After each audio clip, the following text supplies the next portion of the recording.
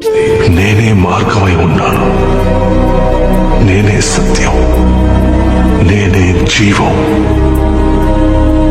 ఆల్ఫాని కూడా నేనే, ఒమేగాని కూడా నేనే, ఆది అంతం నేనే. మొదటి వాడిని నేనే, కడపటి వాడిని నేనే.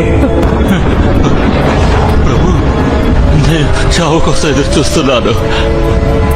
ఇకపై మరణం ఉండదు, దుఃఖం ఉండదు, ఏడుపు ఉండదు,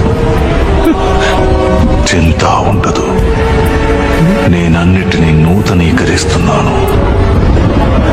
అవును, నేను త్వరలోనే వస్తాను. ఆ దేవుని కృప అందరికీ